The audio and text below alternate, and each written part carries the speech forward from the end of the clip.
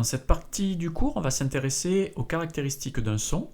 Pour illustrer cela, on va prendre l'enregistrement qui aurait pu être réalisé à l'aide d'un micro. L'axe des abscisses représente le temps qui s'écoule. Et on peut constater que si on prend l'élément que j'ai dessiné ici en rouge et qu'on le reproduit, eh bien on arrive à fabriquer l'intégralité du signal. C'est ce qu'on appelle un motif, le plus petit élément qui, lorsqu'on le reproduit, permet de constituer intégralement le signal.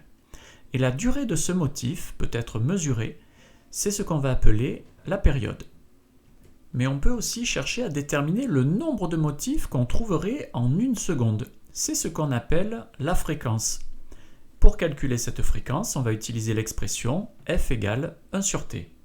Mais il faut faire très attention ici, le temps doit absolument s'exprimer en secondes si on veut pouvoir obtenir une fréquence en Hertz. On illustre ça par un petit exemple. Imaginons qu'on ait mesuré une période de 20 millisecondes. On va donc appliquer l'expression f égale 1 sur t, mais attention en exprimant la période en secondes, c'est-à-dire 20 10-3 secondes. Et on obtient une fréquence de 50 Hz. Alors la période et la fréquence caractérisent un son. Prenons par exemple un nouveau son. On peut observer ici qu'on a beaucoup plus de motifs dans la même durée, ce qui veut donc dire que la période est plus petite. Si la période est plus petite, la conséquence sera que la fréquence est plus élevée, on sera en présence d'un son plus aigu. A contrario, si la fréquence était plus basse, on aurait un son plus grave. Prenons maintenant cet autre signal. On peut constater que le motif a exactement la même durée, il se ressemble énormément, mais simplement son amplitude est beaucoup plus faible. Quand je dis beaucoup, ici elle est à peu près 2 fois plus faible. Si l'amplitude est plus faible, on aura une sensation auditive plus faible, on parlera d'intensité sonore. La conséquence est que le son est perçu moins fort. Dans ce troisième exemple, on peut constater que le motif a la même durée. Qu'est-ce qui le différencie du premier ? Eh bien, simplement, il n'a pas la même forme. Et si la forme n'est pas la même, eh bien, on peut dire que c'est un autre instrument qui a joué cette note.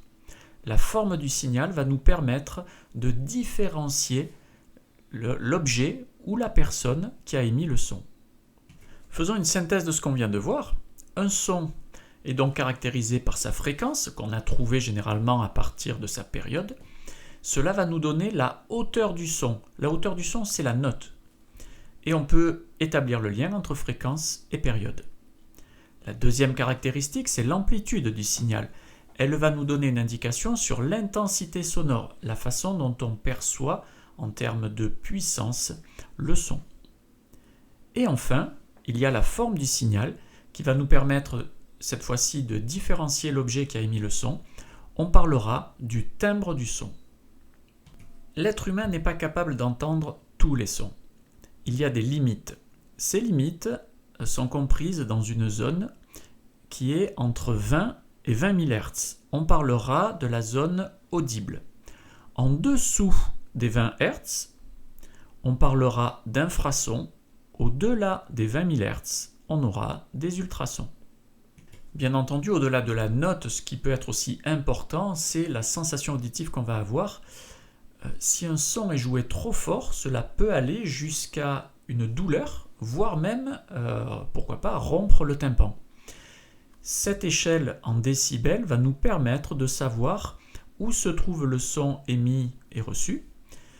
On va dire, pour faire simple, que 40 décibels représente à peu de choses près un grand silence. 100 décibels représentera une zone à partir de laquelle le bruit devient pénible, dangereux, douloureux.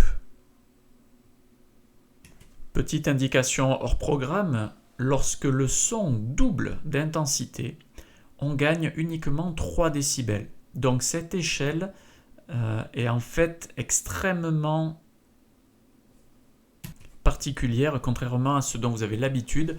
Quand le son double, on ne double pas en décibels, on ne fait qu'ajouter 3 décibels.